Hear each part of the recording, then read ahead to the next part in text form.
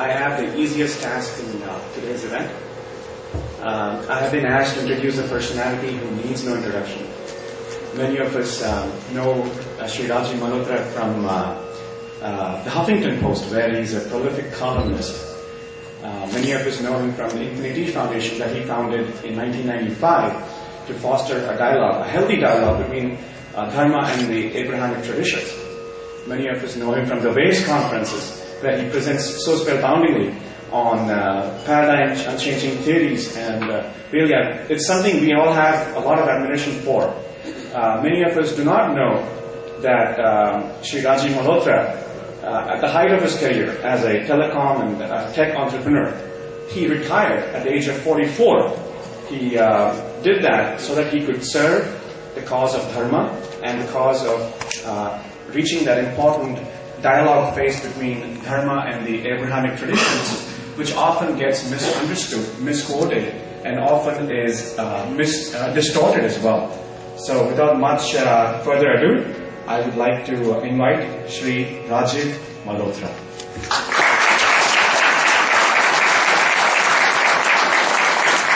This is a very important occasion, being the 10th anniversary of September 11. I thought I'd start by giving a comment on that occasion and how it relates to my work.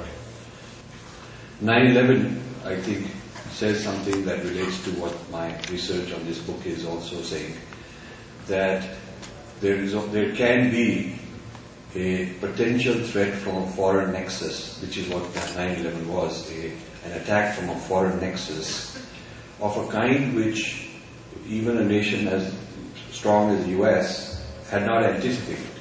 So you may have strong defenses, you may be protected against all kinds of things that you can predict and anticipate, but what you have not anticipated could be so bizarre and could be so strange that if and when that happens, it can be quite dramatic. That's 9/11. And this book talks about similar possibilities that may face India. So there is a bit of a link in that respect. But a stronger link is that as an American, as a proud American, I am concerned about the national integrity and security of this country, as I am for the national integrity and security of India. And it is clear to me that US foreign policy makers who read this book will be convinced of the importance of India as a partner of the United States in this war against terror. And in order to have a partner as strong, as solid as India, it's therefore important for the US policy to make sure it is supporting the Indian civilization's backbone, which is the Vedic backbone, and not undermining it. There may have been programs during the Cold War to undermine it very deliberately. And even though policy towards India has become favorable in business investments and political matters, some of these old programs still continue because people haven't turned them off. And some of them have gone worse. So the book actually is one of the audiences. People ask me, what is the audience of the book for? For whom is it? And there's many people for whom it is. And one of the audiences I would like, I have not yet managed to get it into their hands, but one of the audiences I would very much like is the US policymakers, who need to understand that any program from the West which may undermine India, be it radical conversions, be it interventions under various garbs, will in fact undermine an ally, and that's the wrong thing to do. And the book is about three nexuses, foreign nexuses that are threatening India in different ways, or are not always very explicitly and overtly, sometimes they are, but also by appropriating Indian minorities to become sort of they're loyal to them and work against India while remaining in India and being Indian. And that's very insidious. It's a very insidious kind of undermining. I discuss a nexus of radical Islam that would like to create what they have called Mughalistan, which would be from Afghanistan to Bangladesh, further on, all the way through North India, a recreation of the old Mughal Empire. This kind of a nexus is there.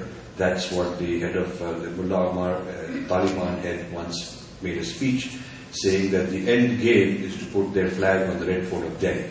That was their end game. And they have, as we keep finding more and more India-based assets. And so it is an issue that we have to always be cognizant of. There is also a nexus from China, because they have a very strong influence via Nepal to Maoists all over India now. And this nexus of China-inspired and politically kind of ideologically inspired Maoist movements is a nexus that can undermine India. And the third nexus is West-sponsored and inspired and managed and funded missionary work and leftist work that is based on the approach towards human rights, which undermines the integrity of India. So these are the three nexuses that the book talks about. But in the American context, the primary nexus is the third one. And I feel that there is a bit of a schizophrenic or contradictory policy on the part of the US, which the book tries to bring out and try to make policymakers reflect on it and change it. On the one hand, India is a friend, as I mentioned, in many dimensions. And on the other hand, this particular type of activity continues. And of course, the government can say, we are not doing it, there are private people doing it, and there are human rights people doing it. But the point is, the government knows about it.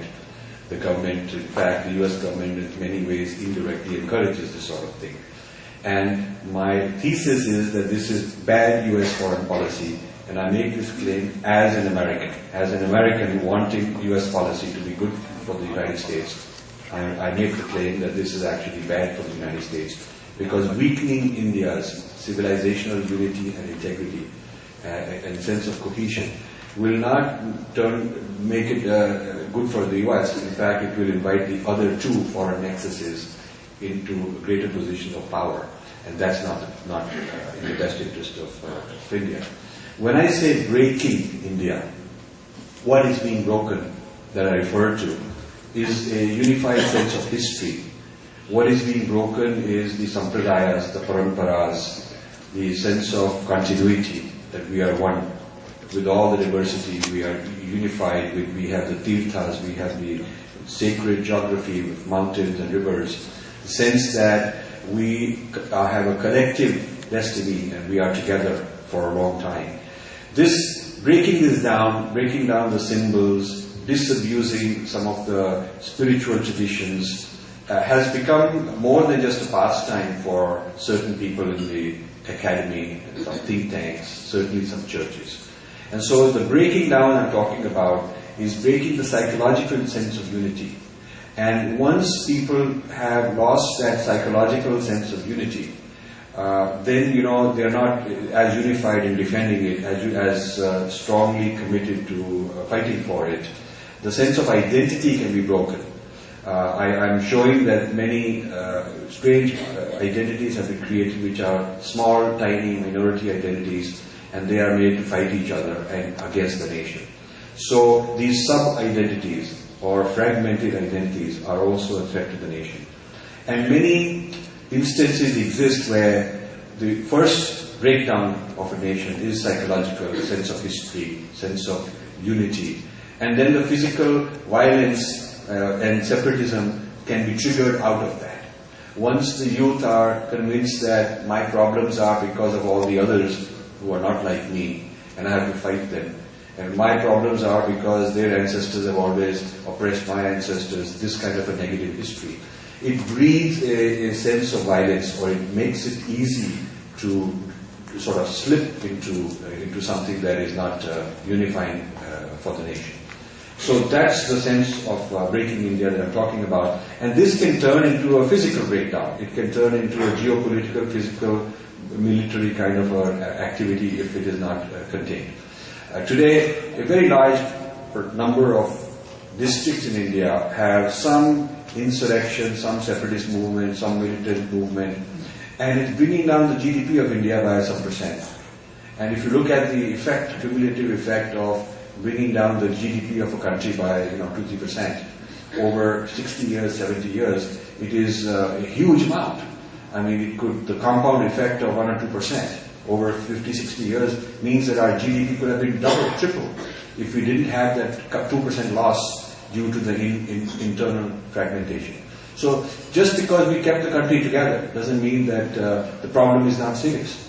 We kept it together, but at what cost? And is this cost getting worse every year? Those are some of the issues that I'd like people to read, and it'll provoke you to think.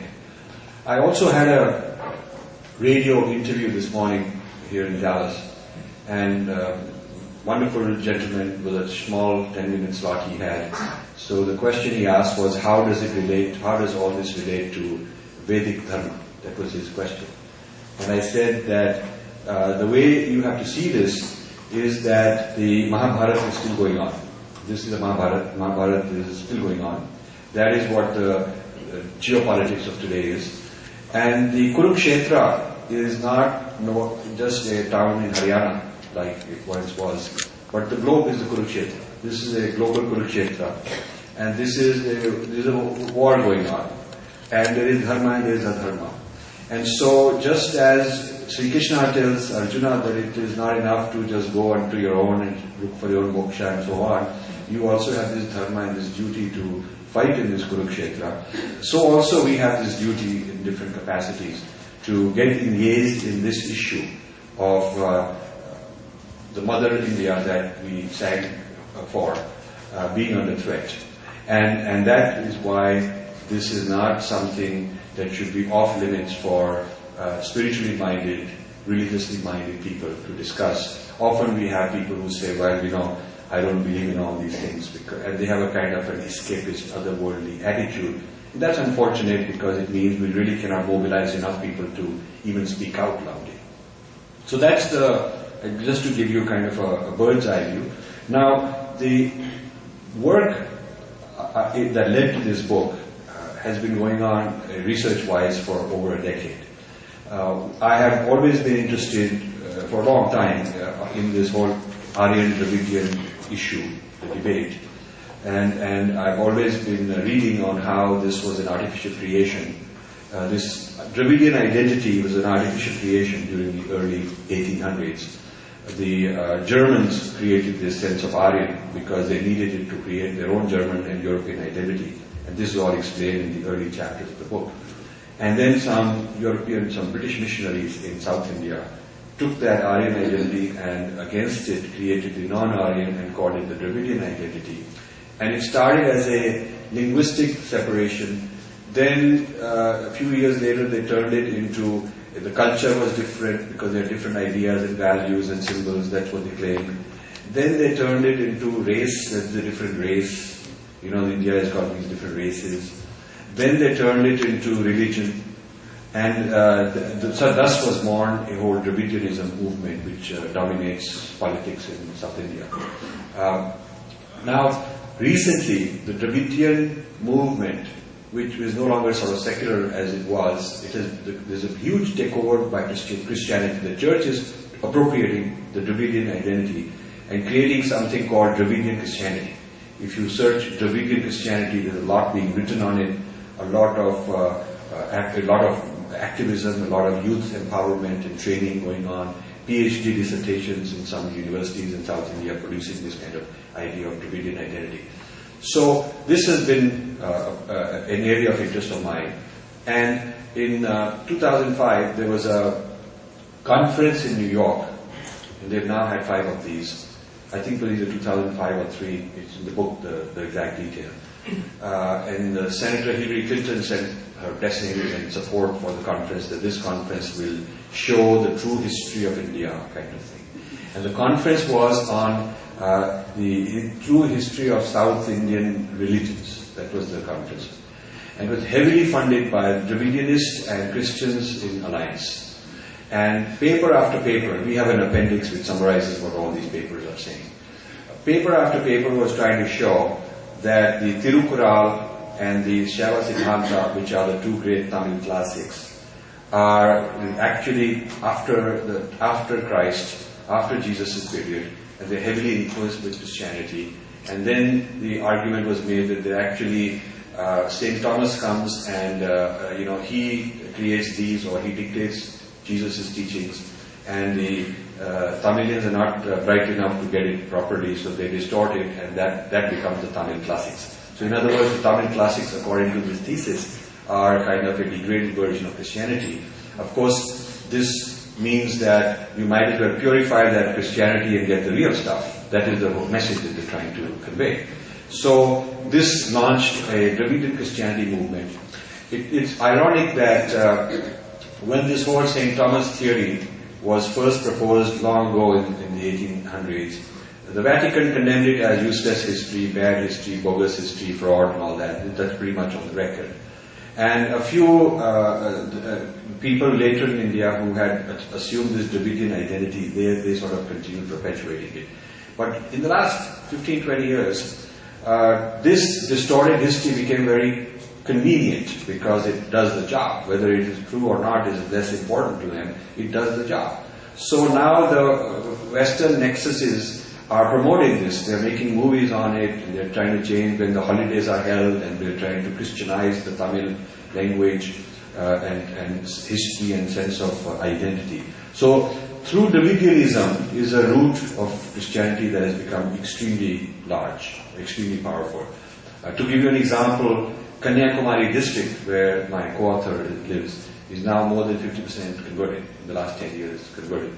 It's a very sacred place for a lot of Hindus, but it's converted. That's pretty drastic and pretty sudden. So this type of thing I've been tracking for a long time. And then another thing that interacted with this is about a decade ago, I was having lunch in Princeton.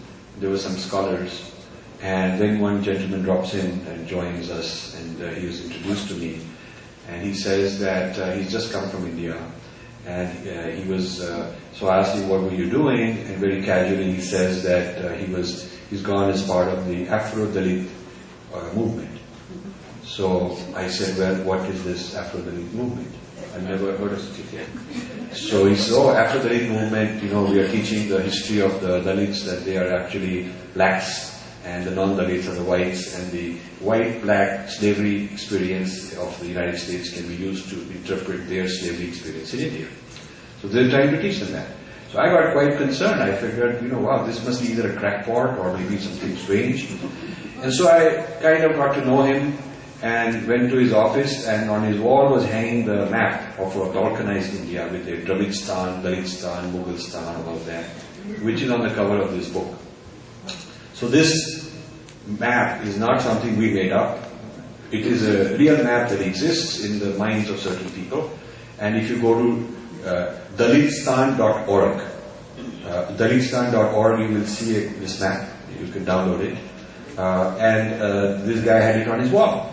So in fact, the map, I wanted this map on the book because that's trying to highlight what this story is about. And just a short while before the book was to come out, the publisher calls me very panicked that, this map might create trouble, legal department has to clear it, they're having problems. So they first of all made it small, because the previous cover design we had, the map was the whole cover of the book was this map, not a real one. And they also put, I've never seen this done before, they put a little disclaimer at the bottom saying that this map is not a true map, just to sort of cover themselves. So, of course, no problem happened. That we're lucky for that, otherwise it would just been a hassle. But they were scared that, we have, so in other words, rather than define, challenging, confronting such an idea of fragmentation, the tendency has been to be in denial mode, to try and look the other side and pretend it's not there, to be afraid to talk about it. It's like, if we are scared so much that we don't even want to face the issue, we don't even want to admit the issue. That's the kind of psychology I found among the publishers in India. So I insisted that, you've got to put this map on the cover. They put a little smaller one, but at least they put it. And when you get the book, you will see this, what this map is saying. And when you go to Dalittstan.org, you can download it for yourself. So you can imagine, more than a decade ago, what kind of an impact it must have had on me to discover all this. So I decided I better find out more, who are these people? Why are they, who's sending them to India? What are they doing? Who funds it? What's their game plan? So through this guy, he was very nice. You know, a lot of them are very innocently sucked into this. They're not necessarily vicious people. There's some people who have got a game plan, but a lot of naive people get sucked into these things. So he was telling me that so-and-so organizes it and the names of various institutions here and there. So I would keep following up on who's who, and then I would try to discover various organizations. And then I found who else supports this Afro-Dalit concept. And they tend to be the same people who are also supporting Christian Dravidianism. So this Dravidianism being Christianized and this Dalitism being Christianized is a common kind of an agenda. There is a tendency to try and merge these two into an overall program and to go into different parts of India and do and sell whichever one works. In North India, Dravidianism won't work, but Christian Dalitism will work. In Tamil Nadu, Christian Dravidianism works. So they try to do whatever works, but there's an overarching cohesive view of all this. Now, in discovering, I wanted to follow the money trail of these organizations, because in the US there is not only a Freedom of Information Act, but if you are a non-profit registered, then there is a requirement that a common citizen can ask for disclosure, and you have to disclose your things. And there is also something called guidestar.com, which you may not know about. Guidestar.com is a site where, if you're a member, you can look up any non-profit organization's filings, IRS filings, that tell you where the money comes from, where the money goes. And so I started doing a lot of investigative work. Following the money trail, I wanted to look for who are the organizations sending large amounts of money to India. And then I wanted to get some help in India. I hired some people there to go around to the village areas and see what do they do with this money. And this way, linking the US as a source of money and source of ideology, training, political championing, lobbying, and the places in India which are carrying out the work. And I try to connect the two and make the whole thesis. I went to several international events where these strategies were being discussed. Either myself or someone else would represent me. And in India, since I don't know Tamil, I got some people to go and get into these events and bring back their leaflets, translate them, send them to me. So I could get some real empirical research data which we can substantiate. The conclusion we reached is that there is a global nexus with headquarters outside India and operating branches or operating NGOs within India. And these work like parent headquarters with subsidiaries. They work in the same kind of a way. The headquarters they develop the ideology, they send people for training, they with nice names like youth empowerment, women's empowerment, these kind of nice names. But the actual content of the training is what I would consider to be anti-national, because it is certainly a breaking India type of a thesis that they're teaching in terms of history and spiritual or religious identity and things of that sort. The international nexus also plays the role of protecting these activities in international circles, in the United Nations, Washington, London, Brussels. They give funding, they give them a lot of political support so that internationally this thing remains hot. They run media networks to keep circulating these stories about whatever is happening in a certain place that they want to promote and publicize. So the activities of the international nexus and the activities of the local people are the local groups within India are coordinated. And since I come from a multinational background in my corporate days, I know how corporate headquarters does things to manipulate or manage subsidiaries in its own, according to its own needs, while making it look like it's hands-off, autonomous, everybody has to be given freedom, but there are subtle ways to do it. So I can figure out when something of this sort is going on. Now, in the process, I started gathering a large amount of literature on such people.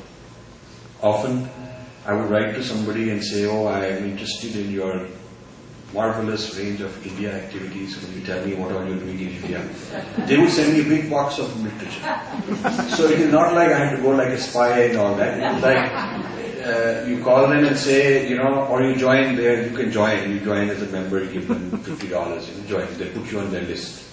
And then they keep sending you that we have this program, this youth training program, that program. And then you say, oh, I have a friend, he will join you. They'll invite him also. So it is a very open, information is very open. And so I have not done anything that anyone else couldn't have done. It's just a lot of hard work to go running around compiling so much data. But the data is available. So that's the good thing about it, because when we make a statement, we can substantiate it.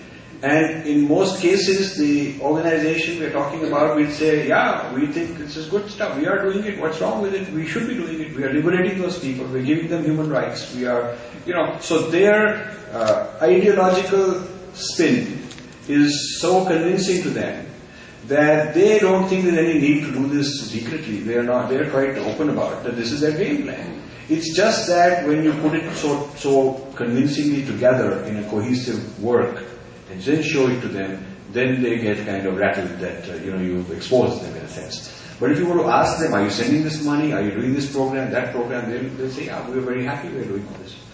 So I started compiling, and what was started out as a bookshelf filled with binders and material became a whole bookcase with so much volume, and then more than that.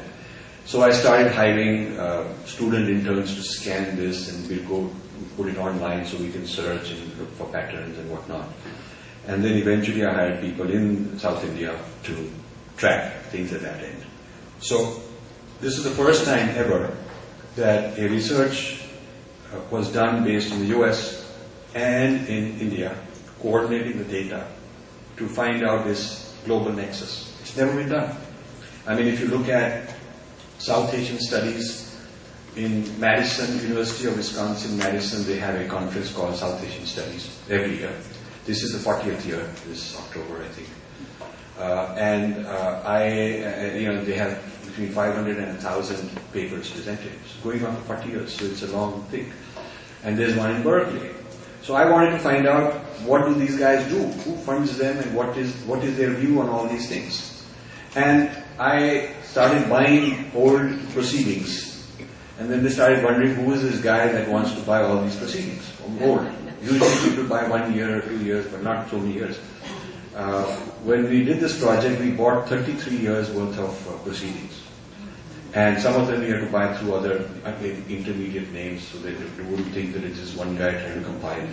Because the mere fact that somebody is investigating me, studying me, makes me nervous. That's how people are. Just being told that we are, if you just call them up and say, I'd like to study how your conference has been studying certain things on India, not studying certain things, what kind of spin, what kind of lens, what kind of ideological framework, epistemic framework, hermeneutics do you use, what are the conclusions you reach, are they fair, not fair, what is the implication, how it shapes US policy, how it drives certain kind of behavior. If you tell him that, while it is totally within your means to do that, they're not going to cooperate. I've tried that. I've been to the Ford Foundation office in Delhi, huge wall like it's a fortress, but because I know people, I got appointments, and I said what I would like is, you've just published, this is many years ago, you've just published your 25th anniversary or some 50th anniversary, some big anniversary they were celebrating, and they had a nice brochure that they have put out billions of dollars of funding and a lot of programs they've done. So I said, is there a library where all the reports are written from all your programs? And I'd like to stay here for a few days and go through all the reports you produce, because after all, if the purpose is to produce reports, then the output, the final product is your library of reports. That is what you are proud of. So it would be wonderful if I could write a book on what the Ford Foundation has done as an independent guy. And they're very nervous. They all said, oh, I can't do this, I have to get this guy's permission, that guy's permission. I went round and round Ford Foundation, and the final official policy was, we do not keep a copy of the reports in India. Yeah. So I said, my God. I mean, if I were a government person, I would say, if somebody is operating in my country, bringing all this money, giving here, there, where, I have to have somebody take a look at what are they doing? What is the net result of what they're doing? So, and at least some enterprising, scientist or a scholar in social sciences or something like that, or international relations, should make a dissertation out of it. It would be fantastic. But I just couldn't get any people excited. So I started doing this research on various international organizations and think tanks and events and conferences.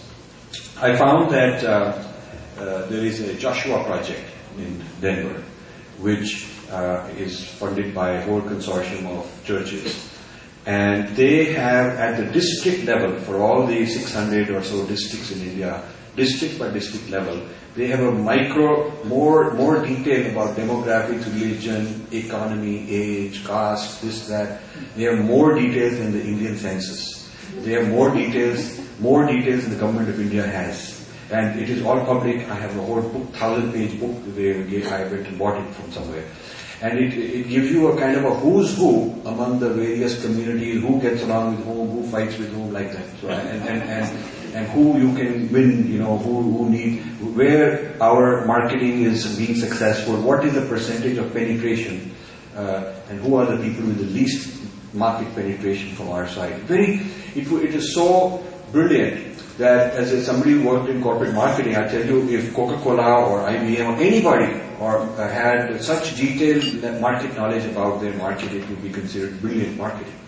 And I don't think any multinational knows the whole country so detailed as these guys did.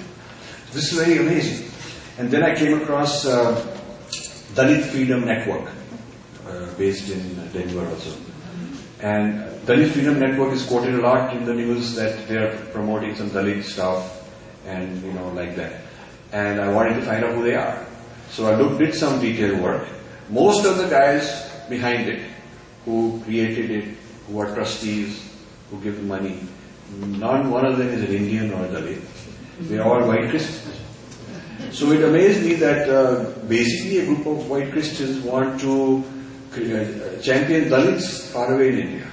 Wow, this is very exciting. And then some of them are linked with various senators and congressmen. They're linked with church groups. There's one, I've forgotten his name, he's one of the Republican guys. Rick Santori? Yes, Rick Santori. He's on in this book. He's part of something like that, issuing statements, resolutions, supporting such activities. So our book is very open. I mean, we have no problem saying, okay, this is what we found out about you, and we put it there. So we found a large number of strange and people that you don't think are great lovers of India. I mean, they're not doing it because of great lovers of India, but there's some kind of an ideological reason for doing it. So Dalit Freedom Network has a few poster boys like Kanchan Ilaya and people like that who they bring in. So they have a brown skin face and they go around giving talks. They give them awards. Kanchan Ilaya, for those you who don't know, is a very radical anti-Hindu. He wrote a book called Why I'm Not a Hindu. And now he's written a book called Post-Hindu India. Yeah. So he's predicting post-Hindu India. So what I'm telling you, some people say, Arey Nene, you are blaming people. I'm saying, listen, the guys I'm talking about are writing books on it. You don't have to believe me. You can just see the bibliography at the end, which is 50, 60, 70 pages long bibliography. You can just go read all this stuff. We're mostly quoting what these guys are saying. We're not quoting some Hindu type sources at all, ever. We're quoting what these guys are saying. So, and in fact, it's very ironic. Kanchan Ilaya gets funded to fly around all these fancy places, give talks, gets awards. Conferences like, I remember, Asian Studies, Association of Asian Studies. Very difficult for a guy like me to get in and present a paper, but Kanchan Ilaya, big shot, they are being honored all the time. And many courses in the US, Introduction to Hinduism 101, reading list is Why I'm Not a Hindu by Kanchan Ilaya. The introduction. Now, you would not, of course, you should have intellectual freedom, academic freedom, you should teach the opposing points of view. But when you're introducing a religion, you should introduce it based on what the people who believe in it claim. You should at least introduce it based on its own understanding, self-understanding, and then you can criticize it and all you want. I also found that the National Endowment of Humanities If you go to my website and you there's in infinityfoundation.com, there's one button called Mandala. If you click, you go to another website which we created many years ago called Mandala, which has inner gate, outer gate, these kind of things. And in one of those 4 gates, I've forgotten which one, there's a whole critique we've done of this Ramayana, course on Ramayana, funded by National Endowment of Humanities when Lynn Cheney, who was wife of Dick Cheney, was the head of National Endowment of Humanities. Either it was Reagan's time or the first Bush presidency, I've forgotten which one. But under Lynn Cheney, they gave a grant called multiculturalism. You know, all this sounds very nice. Very nice, multicultural. So all the Indian parents are very happy now they're going to teach Ramayana. Obviously, when you read the Ramayana lessons, and we've quoted from that, the whole Ramayana lesson is what we call an anti-Ram song, by Dalits, by Muslims, by women, by all the people that you are this, you're that, you're a bad guy, you're, whatever. Everything blamed on Ram for this. So, and this is for middle school, high school type students in this country. So this kind of material exists, and if you look at the funding mechanism, there was one guy in the National Endowment of Humanities who was in charge of their South Asia program. I reached him, he got very angry with me, so we had this exchange, and then I put it out in some discussion list that this is what this guy is saying, so he then got more angry with me. And then later I found out that he'd become a big shot scholar in Johns Hopkins. In fact, at one point, one of the leaders in South Asian studies in Johns Hopkins. So our people don't even know who's who that we're dealing with. Recently, an Indian group from California organized some event in Washington to talk about the international politics and Hinduism and India and all that. And they thought that they're inviting this guy because he's very well spoken and he speaks good Indian language and he's very polite and all that. So they're inviting this same guy. They had no background about his work. So the book is also trying to give you an introduction to who's who among such people, so that you are careful. You can refer to, you look at the index and you'll see names of people. You'll see more than 100 names of individuals and organizations that we have tracked that are part of these kind of activities. So Dalit Freedom Network then, starting in the US, they created an Indian affiliate, then they created a British affiliate, Belgian affiliate, they have affiliates in Europe and India. And they have many events going on. So we've attended some of their events, let's just leave it at that. We've attended some of their events, we have their resolutions, their proceedings. And they are very, very clearly on a radicalization of Dalits agenda. There's no doubt about it. Radicalization of Dalits as sort of an angry, community within India who are angry at the nation, who can be sparked and energized and turned on into some direction. I found that recently they've been successful in getting some legislation through in Europe, and their next goal, within the next few months, they will start lobbying in Washington to put some bills to, and also UN. So they're trying to put India on the as a kind of a list of countries that have this problem that can cause sanctions. And then what they really would like is that India has to get a good certificate health clearance from a certain organization, which will be run by people they have planted. So the government, the way we'll be sold out, is that we'll always be at the mercy of these people, and they will in exchange want some extract something out of us. And if we don't please them and satisfy them and comply, then we could have sanctions. So this is kind of an insidious situation. Then there is a Gospel for Asia, which is a Dallas-based organization that is run by an Indian, and he's very anti-Hindu. I have a lot of his videos and all the talks he's given here and in India, and he's raised something like $35 million a year sometimes. He's raising a good deal of money, most of it going to South India. So we found that among the churches, they're not all like that. Different churches have different plans and different levels of activism in this regard.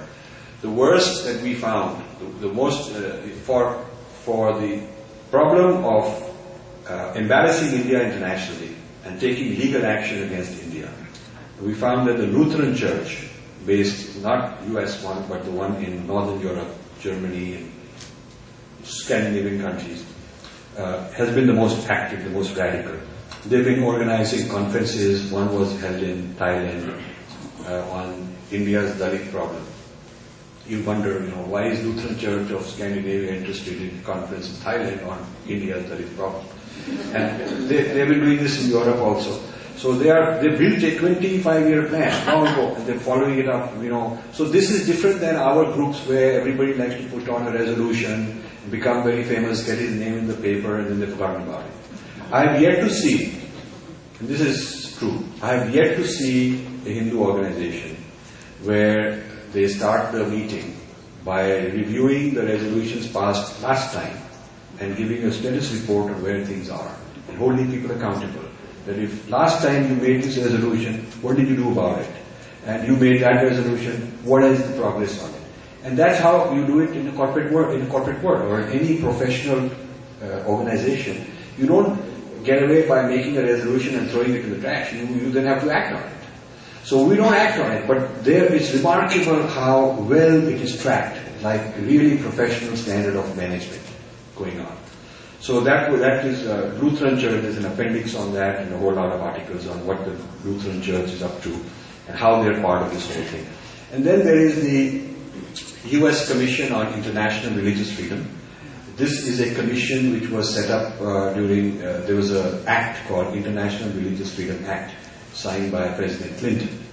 They had been arguing, the Christian right, Pat Robertson and his people had been arguing and mobilizing this act. And by religious freedom, they mean force the other country to open the doors for evangelism. That is their idea of religious freedom. So, this Religious Freedom Act, Clinton signed, not because Clinton necessarily wanted to, but he was weak at a certain point, needed some favors from the other side, their votes for his bills, and they put in this on the agenda, and it wasn't a big deal, so he signed this International Religious Freedom Act. And under this act, they've set up the U.S. Commission on International Religious Freedom. I think it's chapter 15. The whole chapter is on U.S. government role in all these as a next part of the nexus. So this U.S. Commission on Religious Freedom, job is it works for the U.S. Congress. It's a permanent commission, and it has around 12 or 15 or some number of commissioners. They're very, very powerful people because they get to decide. They can have a hearing on a particular event in a particular country, or a particular accusation or bias in a certain country. And they're not accountable to anybody for how they choose this. If I were to say I want you to have a hearing on how some Christians are doing something abusive, they don't even have to answer back. But if 3 or 4 Christians write a affidavit and send it to them, they can have a whole hearing. And they have powers because they can advise the president to put the country on sanctions, economic sanctions. They have the authority to do that. And they put India on the watch list. India is on the watch list along with some countries like Cuba, North Korea, Afghanistan, lacking religious freedom. Yeah. Countries that have a problem of religious freedom, don't have religious freedom. Now this is very interesting because while there are so many problems that India has that I, as an Indian, am concerned about, I never felt that lack of religious freedom is a problem for India.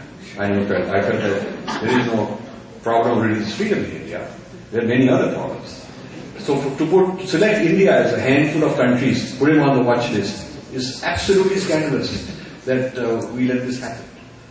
So this has been the area of work which is summarized here.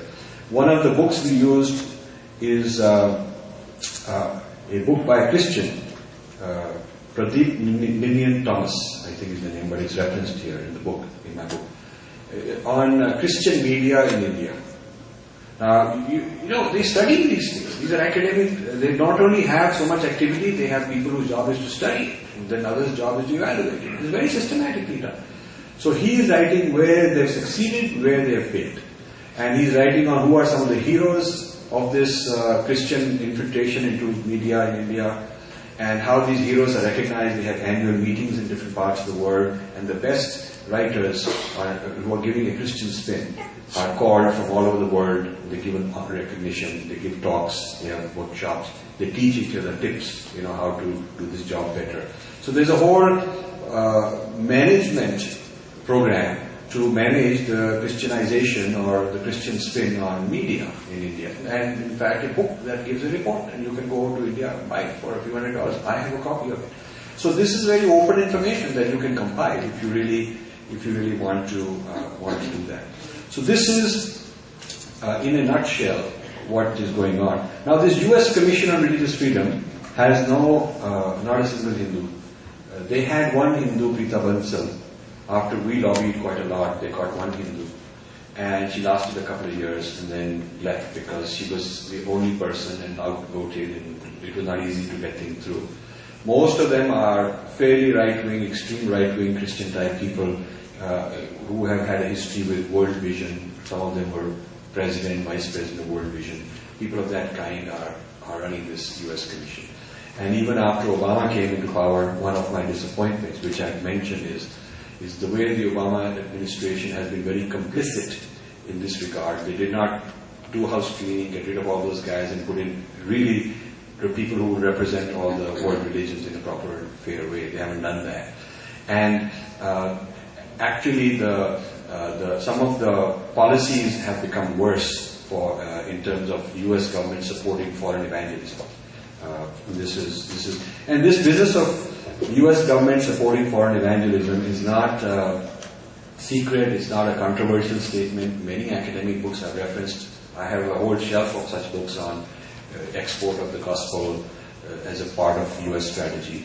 There was a Wall Street Journal article some years ago that I referenced called Export of Evangelism as U.S. Foreign Policy. That was the title, front page, on how that is part of U.S. foreign policy. Whether it's Afghanistan, Iraq, or wherever it is, exporting Christianity is part of long-term foreign policy. Because the view that is held is that Christianizing a country is soft power. It is U.S. soft power. They become more amenable to our way of thinking if they are Christianized. But I'm arguing that actually, if you weaken the Vedic substratum of Indian society, you'll actually create a chaos which would backfire on the U.S. in a big way. That is the argument that I'm giving in my book. Now, an interesting point I want to make is, and I'll be finished in just 5 minutes. If you go to a McDonald's in India, let's say you go to a small McDonald's restaurant in India, and there may be 20 employees, you don't think of it as a minority establishment. Just because there are 20 people doesn't mean it's a minority establishment. Because you do not evaluate that one restaurant in isolation. You look at the restaurant along with all McDonald's worldwide, and you say, they've got tens of thousands of restaurants, this is one of them, and McDonald's is tens of billions of dollars multinational, and so every little restaurant in isolation may be a small minority in a town which has hundreds of restaurants. They may look like a minority, but they're not entitled to any minority privileges because they're part of a global empire. They're part of a global thing. So if you use the same logic, and if in Nagaland or some other place, let's say there's a Baptist church, it may look like it's a minority by itself. But if you see it is a subsidiary and a branch of a global majority, of a global, huge, billions of dollars empire, very powerful, it is not a minority. So the question of whose minority is being challenged in this book. I am saying that numerical numbers within a small geographical area is not the right criteria for deciding who's a minority entitled to privileges. If it may be a minority locally, but it is run and operated and governed by a global nexus somewhere else that gives them the money, that appoints their leaders, that gives them the ideology, that monitors them, tracks them, gives them political, legal support, all the things that corporate headquarters does for a multinational. If that is how they're set up, then they are part of a global majority, and they're part of a foreign nexus. They should not be entitled. We should have freedom to let them do what they do, but we should not be giving them some special privileges because their royalty is somewhere else. Then let them be looked after by somebody else because that is where the royalty is. So this would change the whole minority rights if this could be legally challenged. The whole status of the definition of a minority, if they are foreign controlled, then they should not be entitled to being a minority. And the final point I'll make, and then I'll close, is that China also has faced similar Western intervention attempts, but it has not acquiesced, it has not apologized. Just like every year there is a human rights report on India that says that this is the problem of human rights going on in India, and while in the case of India there's an apology and they are embarrassed, there's also a similar report about China, but within 2 weeks after such a report comes out about China, China publishes its own report on US human rights violations. So that is the way to do it. And for 10 years, you can go back. You can go back for 10 years and find that every time there's a US condemnation of Chinese human rights, they have a report which US media won't cover, but you can get these reports. China has a report on world human rights problems and blaming US on it. And India, so it means that they have an ongoing operation watching, because they're saying, who the heck are you to blame us? We also have things we're blaming you for. So this is something where a certain audacity and a certain spine and a certain kshatriyata would be required on the part of our leaders, and unfortunately that is not the case. You cannot convince an ambassador or a consul general even to attend a talk like this, even to receive a copy of a book like this, because he's very embarrassed. And these are the people who are supposed to protect us. So when naive people come to me and say, well, why aren't you getting help from the government? I'm saying, well, maybe the government is the problem. So that is really... So thank you very much. I will stop and then we will have more questions. Thank you.